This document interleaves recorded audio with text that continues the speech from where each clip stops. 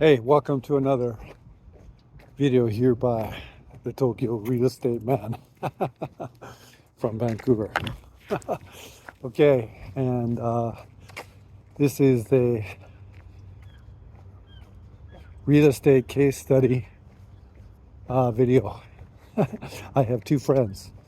I have a friend here. He's really neat guy.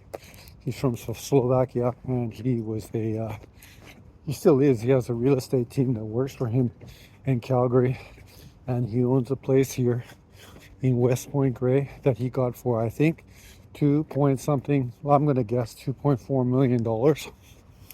And he lives in it with his family. And I'm guessing that he had $1 million probably in cash saved up from all his business adventures as a real estate agent and investor over the last 20 years. And I've been working with him. We became friends in the sauna, and really like him. His name is Mickey. I really like him a lot, and we have such a nice time together because we're two ADD heads. So we just bounce around with about 100 different topics, and I really enjoy his company. And I have my businesses in Tokyo, and I'm basically got a lot of free time here in Vancouver. And I was working with him a couple days this week, and it was a squirrel walk by, and it was just a lot of fun working with him for a couple of days. And I've done the same business as him, doing renovations and doing there's a lot of background work when you're doing renovations that you need to do. And so it was nice being the B person or the helper in a job. I've done a lot myself, being the scrounger, the buyer, the budgeter, the head of the team. And so I know when he's going through, and I've done it a lot myself. And just working with him a couple of days was a lot of fun. And I know exactly what needs to be done to help. Like just yesterday, I was cleaning up his site, and I know exactly how to do it. And I know that the idea is to you need the talented tradespeople that are hired. You can't have them hitting roadblocks. You've got to clear everything always, so that the people that are more talented at the trades and the technical jobs can flow on the site. And I understood that, so because I done it. So I think it was a good help for a couple of days. Anyway, this case study with him is so we have a $2.4 million house, and I asked him. I said, "So how much does this cost now to finance and everything like that?" And I was just guessing because he told me that he probably had $1 million at one point in time. I'm guessing that he put down $1 million or something on it, and it cost him like $10,000 a month. But he has a business that's producing. I'm guessing he could make between $10,000 and $20,000 a month with his business in Calgary, and his wife works. So the numbers kind of work for them. And his business is cash flow positive enough that he can pay for my wages and pay for the drywall to be done, for example, and pay for the whole job to be done. He's redoing the basement right now, and he built an office for himself, and he did a very good job to build an office in his backyard because he has a contract with Remax, and he had to pay them $12.50 a month. He was originally paying them $8.50 a month for an office, but they upped it to $12.50, and now he's opted to build a little office for himself, a little man cave, as it were, in his backyard. And I get to do the installation with him on it, and it was a lot of fun. But he's worked very hard the last 20 years of his life, and my guess is, I've met his wife, but my guess is she's very good at her job, and he's a very productive man. Oh God, rarely do I find people Actually, I can just keep working. Me too. I can work for hours without a break and find things to do. Even when I was just in Tokyo working on one of my units, I could just work all 12, 15 hours and find stuff to do. And he's like that. He can move from thing to thing.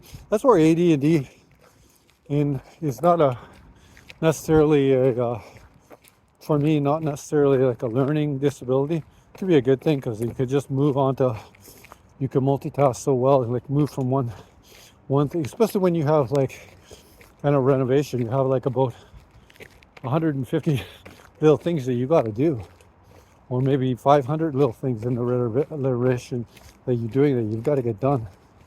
And he's very good. He works towards, like, he gets things done, like bam, bam, bam. He's a really good worker. But so you have his case model. He's going to be able to rent the basement suite for $3,500 a month. So him and his wife got to come up, let's say the balance of it, of $7,000 a month. Okay, I just kept seeing all the holes in like why I would never do what he was doing, but he's really cool. Like he's like, I like about him too is he's like he just makes things happen, and I don't know, he's just not scared to do it. It's part of it. I like it. The case study too is my friend in Rochester, New York, and my friend in Rochester, New York used to live in California, and he bought a whole building for $160,000. It's a whole building. They're basically the same. Yeah, they're two. My friend bought a building for $2 million in the best neighborhood in Vancouver, and the cheapest house in the best neighborhood in Vancouver. And then my friend in Rochester, New York, bought a 3-story building, brick building, which is better than the house in Vancouver for $160,000. So my friend in Rochester, he's not as good as worker as my friend Mickey. He's just not. He's just not. But he's probably more talented at doing things because he's just been in the building industry like since he's a little kid with his dad. So he's more talented in terms of his craftsmanship. But Mickey is better at. He can learn it. He's just not intimidated by it. He's like, okay, I will learn how to put his switches in. He put the pipes in himself. He learned how to do it. He's really great. I really respect him that way. That's similar to me. It's like I'm convinced I can learn it and do it. It's not that hard. And he's already got a 20-year background in it. But yeah, my friend Evan in Rochester, when he was buying the place, he stayed in a Airbnb, and he stayed in a little room in a house, and it was $800 for 2 weeks. So according to the Airbnb site, they said that he could expect to make $1,000 a week, or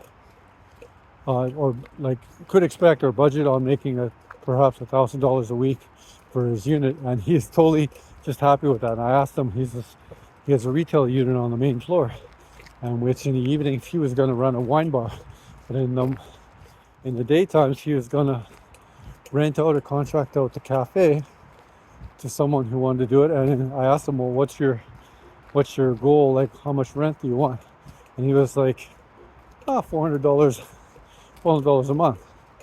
So you have the two case studies. You have the pressure-filled Vancouver over leveraged play with interest rates perhaps on the rise. We don't know. They might go down before they go up again, which might be the case. Okay, but we have an upward facing trend of interest rates going forward versus my friend Evan, which is delevered, no pressure.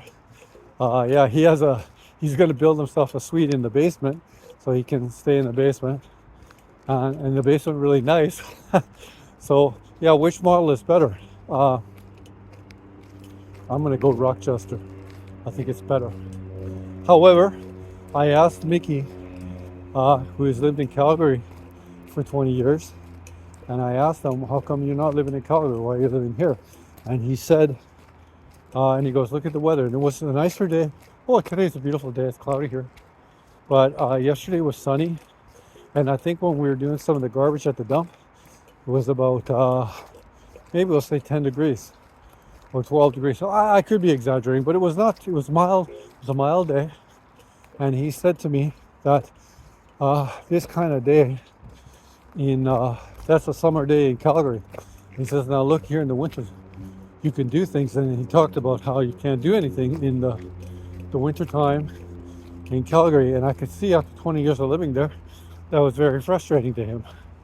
And he wanted to live in a temperate place because he no longer, and I could understand it, because we all got a limited sort of lifespan on this earth. And he felt very trapped. He said in Calgary, you have to go and do things all indoors, and you got to get ready. You have to pay for everything that you enter. Like we're in Vancouver, like right now, I'm just going for a walk in the park. There's no sort of fee for this at all. For me to come out here, make a video. Causeway and Stanley Park, when we're top. That's where I am right now. And he made a very good point as well. So the bottom line of it all is you have to make the moves for you that fit your personality. Like my friend Mickey here in Vancouver, he's always going to be a shaker. He's always going to make things happen and stuff like that. And like things are always going to happen for him. And the idea of him buying a over leveraged apartment, he's weighed all those options, and he doesn't care. He doesn't care because he's like, you know what, somehow I'll make it work.